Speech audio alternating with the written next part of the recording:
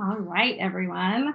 I'm so excited to introduce you to Ikwo Ndiomu, who is the Director PMO at Lighthouse Labs, currently in Montreal and staying up late to participate in this event with us. And Ikwo is an operations leader, project manager, and agile coach with over 20 years experience building teams, processes, and driving organizational strategy in the financial services, manufacturing, and technology spaces. Because, one of those wasn't enough. And she is passionate about helping organizations work optimally without losing the essence of their culture and ways of working that enhance cohesiveness. I'm going to stop screen sharing and let Ikwo get set up on hers. Give her a warm welcome.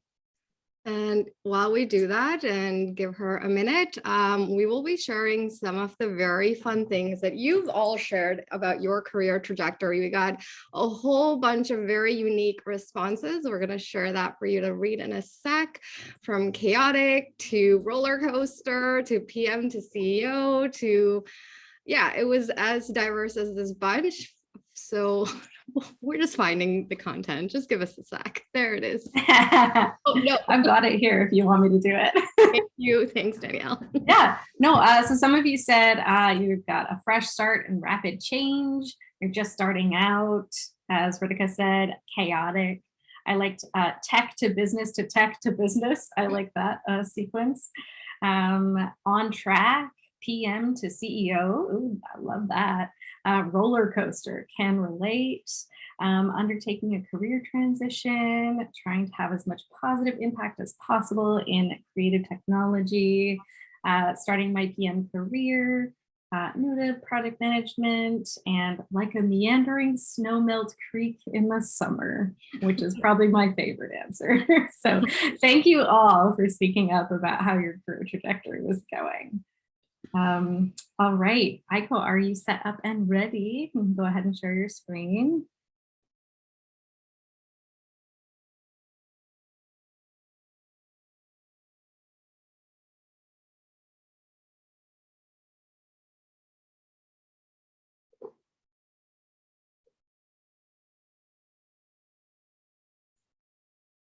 Woohoo. Ikwo, you are still muted. The classic Zoom tagline, I know. Can everyone? Oh, sorry. Excuse me. I need to mute my other computer.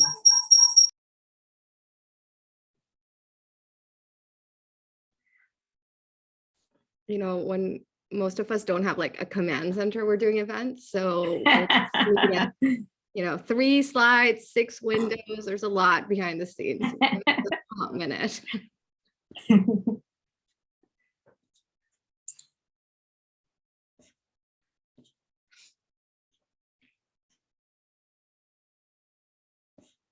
We cannot hear you, Ikwo.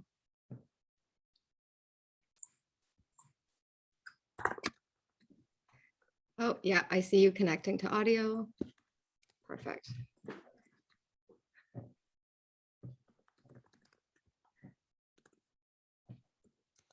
Apologies, everyone. I'm trying to use 2 different systems.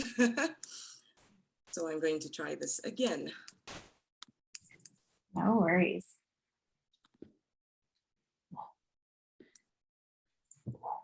This is where I get to practice my once a month stand-up impromptu comedic routine. Yeah, for sure. How many of you, I want to see in the chat, like how many of you are still like 100% from home? Who's working hybrid? What are we up to these days? And speaking of the command center, I definitely miss the command center of being at work with like way too many monitors and meeting rooms, guys, they're so good. You might hear my niece or my brother's dog, you know, through the wall. It's just work from home life, right? Okay. Hey, we see your screen. Can everyone hear me? Yes. Okay. Apologies for that delay. So as everyone has, Danielle has mentioned, my career has spanned roughly 20 plus years in operations management, as well as project management. And I started my career in human resources in a tech firm, coincidentally, before tech became what tech is today. And quickly figured out that I wasn't quite cut out for being like a computer engineer or something like that, and moved to where money was, and that was in finance. One thing the financial sector gave me, specifically the company that I worked for at the time, was structure, understanding how to connect with and work with colleagues in different countries across the world, as well as partners and so on and so forth. And then through the years, worked my way into other areas of finance, manufacturing, right back to tech again. But now tech is a different world. I started off project management where there was just a waterfall methodology or framework, to now where we have agile, hybrid, so many terms, so many more certifications. So it's been interesting to see the trajectory through the years. Something else that I'd like to mention, because I think as not just as part of my presentation, but something that I believe is that a lot of our personal experiences in our lives impact and influence our ability to do certain types of jobs by nature. So I'm the oldest of 5 siblings. And I got to have a lot of responsibility for my siblings growing up. Learned how to drive at 15 and carpool. It wasn't in the US, so it wasn't illegal. I've been an entrepreneur, so I do understand why a startup or a company that's scaling would be more chaotic than one that's more established. And I'm, that framework and that mindset also makes it easier for me to be a part of such teams. I'm a mom of 3 kids. That requires a lot of finagling. And I essentially love, what I do. So as I was saying, every experience for me has been an integral part of my journey thus far. And today I'm going to be covering, essentially 3 major areas in this short time. Looking at internal versus external stakeholders, and giving a few tips around what I've noticed are the key differences in mindset that you should have when trying to manage those 2 so often disparate groups of stakeholders. I'm going to be delving into some insights on exploring what your career path might be as a project manager and the different directions it could go.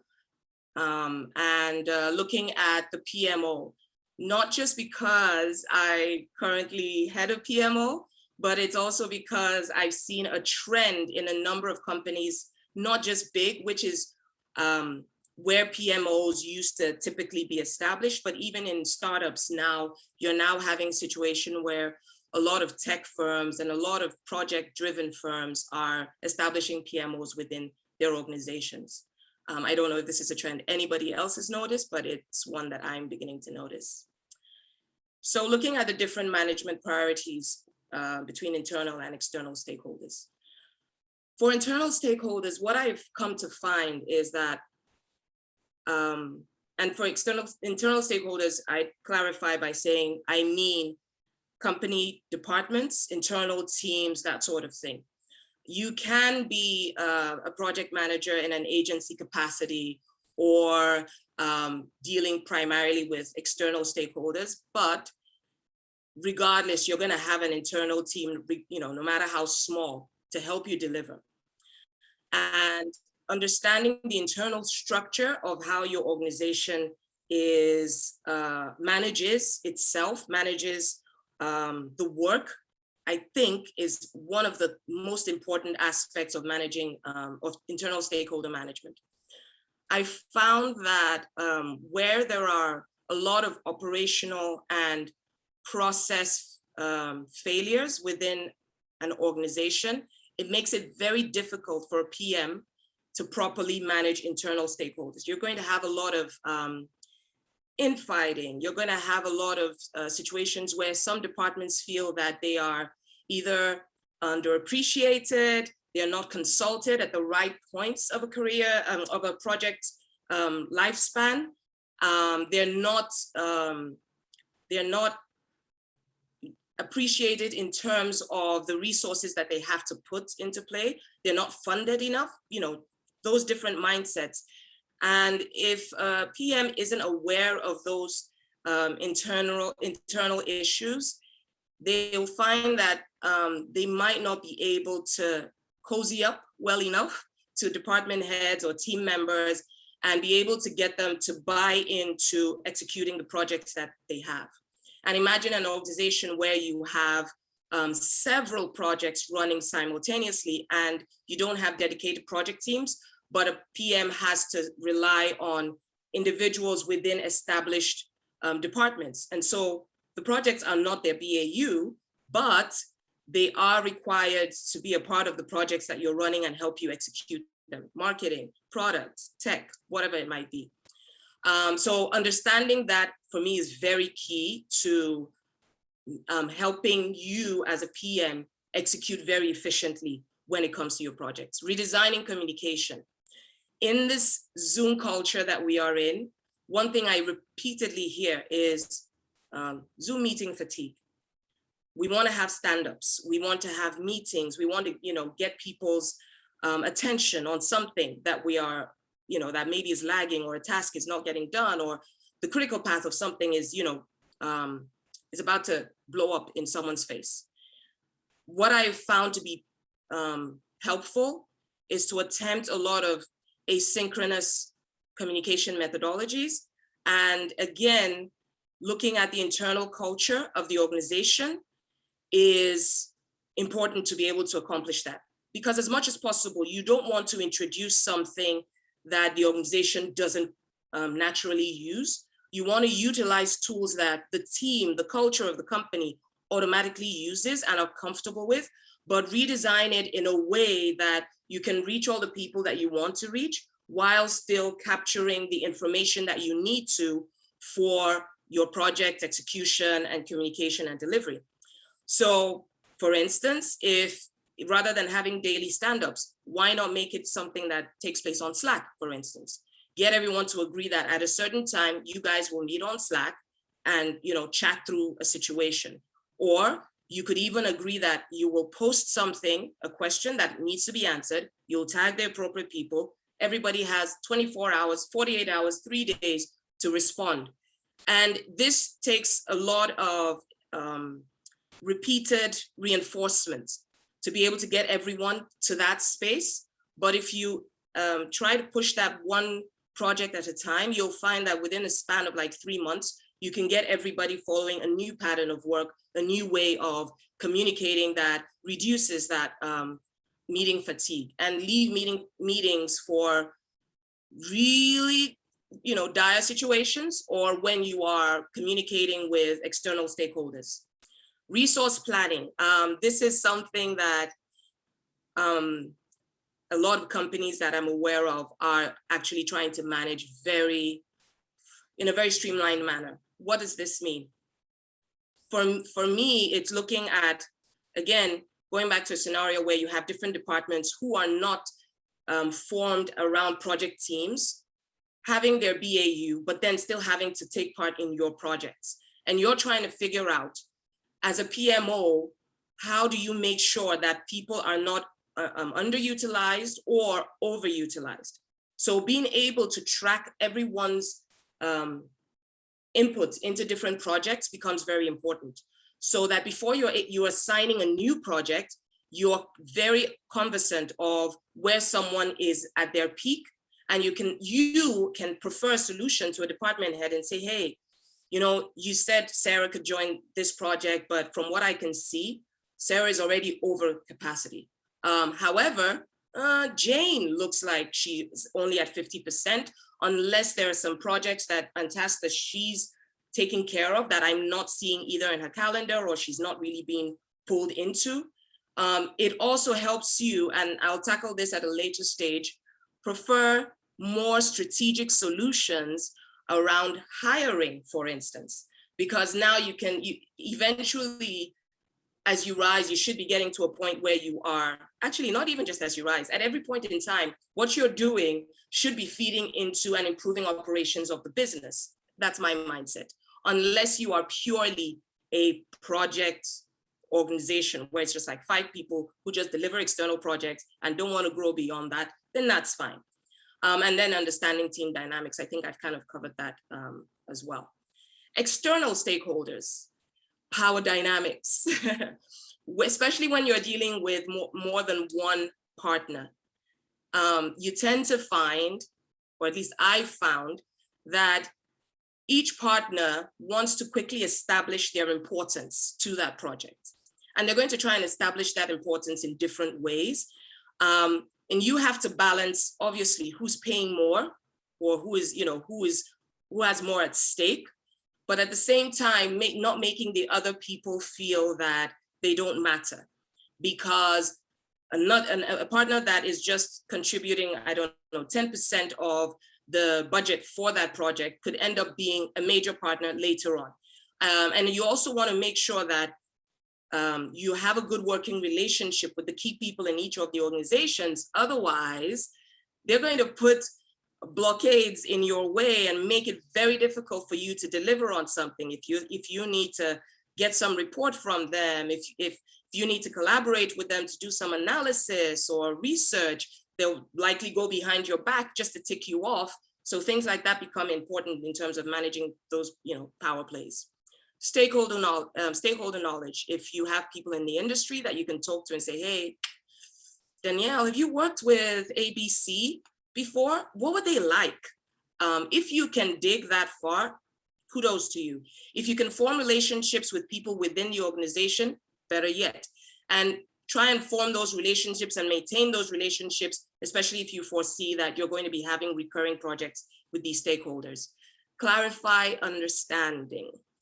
This has happened so many times where you're saying one thing, you're agreeing on one thing, and 2 days later, something else is happening. So I found it, and I constantly reiterate this for my team, where I'm saying, after every meeting, the minutes are not just for fun.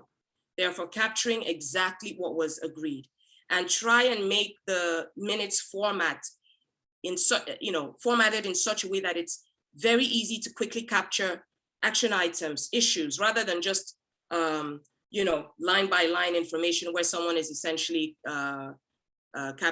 capturing information like it's dictation, so that you can quickly have a quick turnaround for those meeting minutes and share it and make sure that they respond that what you have captured is understood, is accepted, and is agreed upon. This could save your ass in so many different ways and prevent a he said, she said type of situation.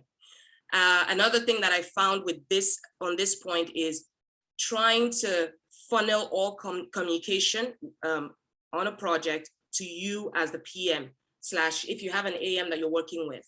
What tends to happen is someone within the other team or one of the other teams is contacting someone else on your team, agreeing to something, you're not aware of it, but it's become a deliverable for you. And then when it flunks, you're now left holding the bag.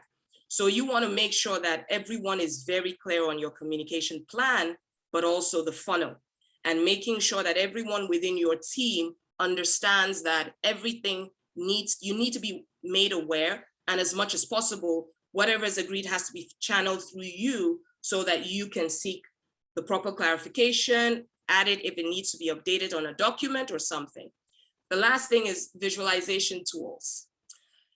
I've dealt with a number of different stakeholders that are in different generations. I'm of a generation where, the computer came out in my country, at least, when I was just finishing high school, which is quite different from, say, someone who grew up with a phone, which is also quite different from some people who are directors in some very well-established companies where just sending an email is about as much as they are able to do.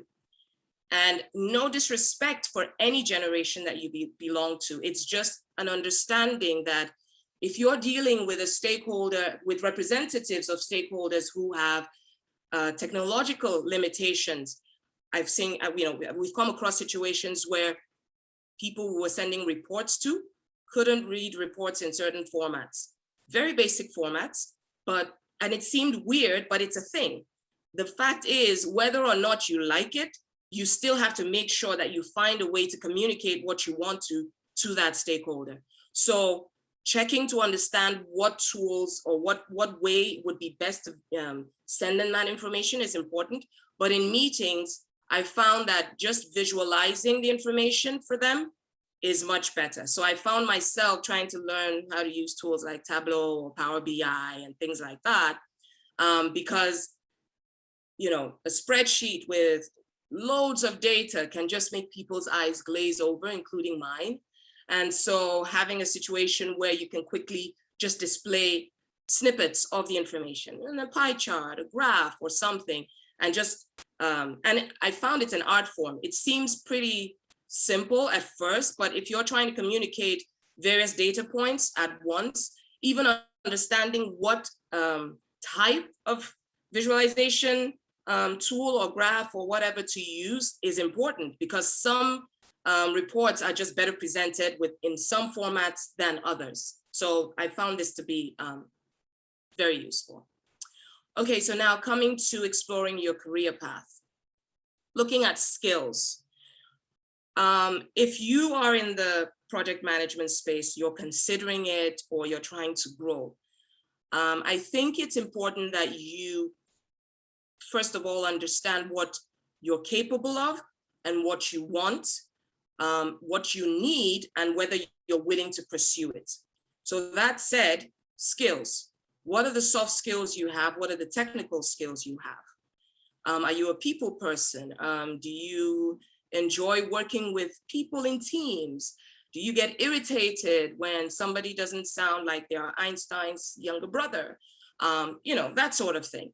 Technical skills. Are you someone that's very adaptable? Do you to new technology? Do you learn, do you have a short learning curve, for instance?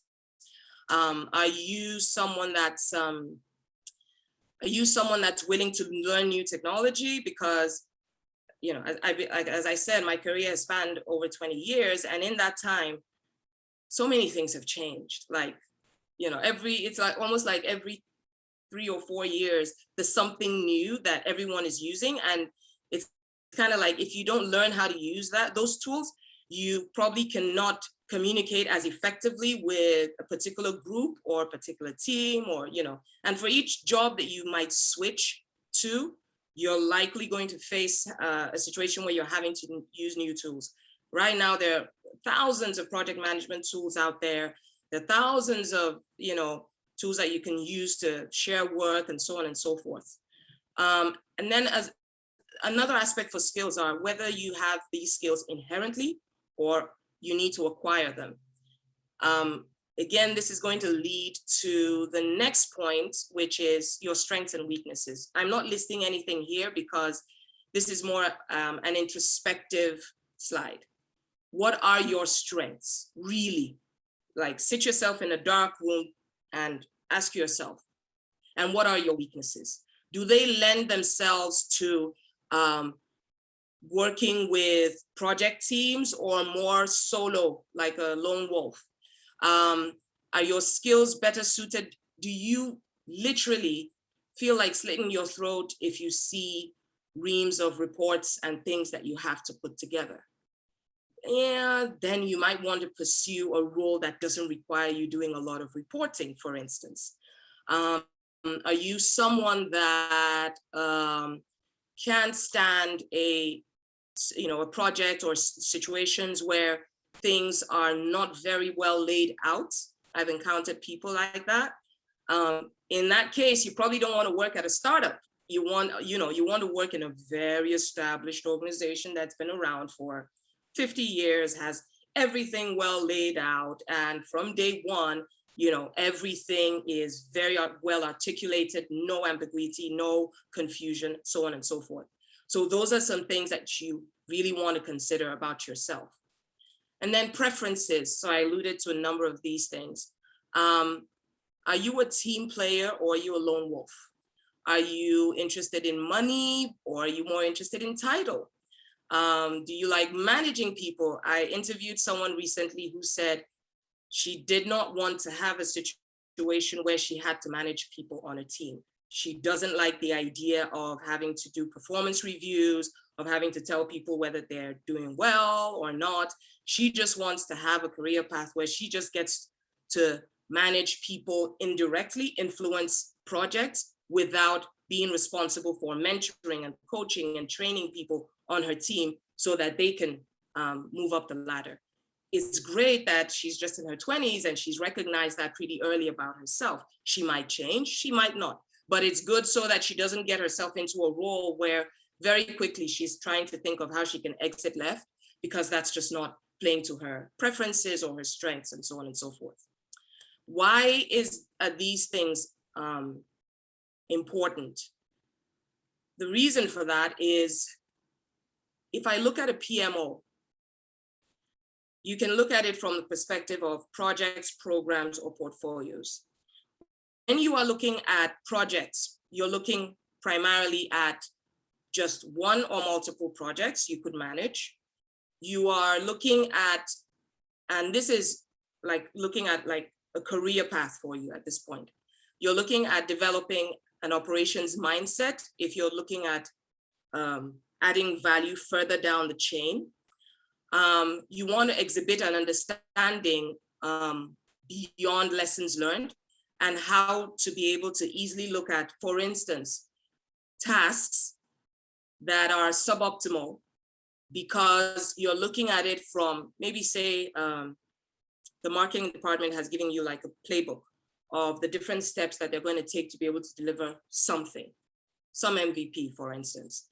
In looking at the different tasks and in breaking it down properly, you can very quickly articulate where there are inefficiencies in the process. The quicker you get to a point where you are able to add value in looking at those tasks, the better for you, because as time progresses and as you progress in your career, those skills will become very useful in your career path.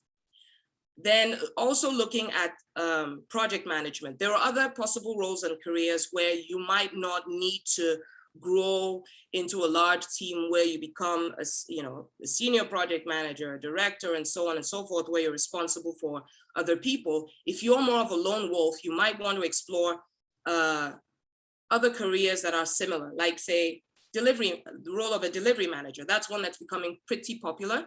And I've seen a lot of those roles where you have no direct reports. You're working with multiple teams across different time zones, but you're not responsible for anybody. That might be a career choice for you if you decide managing people is not your thing.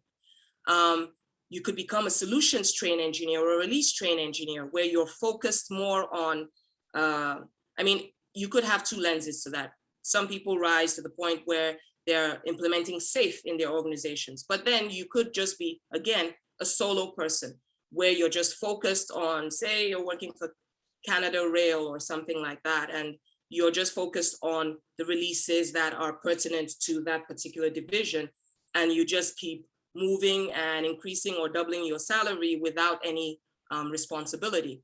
You could be a Scrum Master, you could be a business analyst. All of these roles feed out of the project management mindset, framework, and methodology. However, if you decide that growing in a large team is something that's, up your alley, the next level you want to be looking at is organizing your organization, your PMO, your teams in with a focus and lens for program management. And for that, you're looking at not just projects individually, but efficiencies around, do they meet a particular, are they tied to a particular initiative or a particular funder or something that is going to deliver something for your company over the next few years? Why is that a value add to your organization? If you begin to have that lens, then you can organize your department, your teams, whoever is reporting to you along those lines, to make it easier for your team to take on more projects. So for instance, you could have one PM managing all the projects that are related to a particular client or to a particular program, or that utilizing similar resources.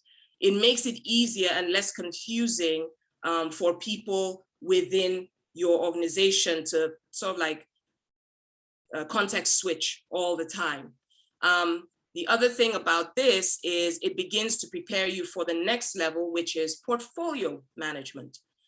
At this level, you actually do need to be an excellent portfolio manager. You actually do need to bring in the lens of operations and processes. The reason for this is portfolio management typically looks very medium to long term for an organization. Delivering 5-year goals, for instance, expanding into a new market, expanding into a new product, that type of thing. And so having a lens where you can think through and add value based off of, for instance, how are the projects that fit into this initiative, how do they tie into the overall strategy? You at this point, your value add is you're saying, yeah, the sales team is going after this contract because it's readily available, but based on the resources that we have, if we go after this, we stand the chance of cannibalizing the resources we have available for this initiative, for this portfolio that we've already identified is very key to our future. And so you're able to sit at the table and say, so, this has to be probably an opportunity cost analysis. Do we want to take this? Why? And you're, generating that framework that enables the organization to quickly answer those questions and quickly be able to say yes or no to a project. And if they are saying yes to something that doesn't quite fit into, the overall strategy or plan, you're very, everyone is very clear as to why you are picking that. I found that in organizations, regardless of how low, on a ladder someone might be, and I say this bearing in mind that a lot of organizations these days have more flat structures than, behemoths or companies aeons ago. But everyone begins to question. We're now in an era where people begin to question why they're doing something. They want to understand, where do I fit into the larger picture? They might not understand the nitty-gritty of how they fit into the larger picture, but they kind of want to understand, yeah, you said we were only going to be going after A, B, C, and now you're bringing in X. Why? You need to try and find a way that very clearly communicates to people why they're doing something. So yeah, it doesn't fit into our overall objectives, but it's going to give us like 100 million easy. So we're doing it. And everyone usually can, buy into that, unless you're, I don't know, an NGO and your focus is more on intangibles.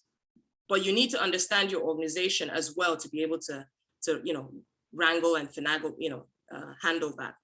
Resource planning becomes so optimal at this point. At this stage, you are literally helping to plan how the organization will be geared to deliver on all the different portfolios that you have outlined. Because within these portfolios, you're talking about various programs, various projects, all delivered by a team of people. And you need to be able to adapt, but plan and say, okay, by January, we need to have XYZ number of people to be able to deliver on these. So let's start hiring now. You need to be able to plan and say, marketing isn't quite geared to deliver on these initiatives. So we're going to be hiring and creating these roles. Those are the types of conversations that at that level, you want to be able to be preferring to your organization. And again, as I said, moving from just being a project manager to rising up the ladder. And the career paths that I see for people, by the time you're getting to this point, you could be, depending on how large the organization is, at the level of a director of portfolios for an organization across different countries, for instance. You could be looking at becoming a COO, for instance. if you have developed your operations and process management and process design skills, you could be a CSO, Chief Strategy Officer, where your focus is just helping the organization keep track of where they said they want to go and making sure that everybody is constantly working towards getting there. And that's the end of my presentation. Amazing. Amazing. That hour goes by so fast every single month. Thank you so much, Ikwo. I'm going to stop recording.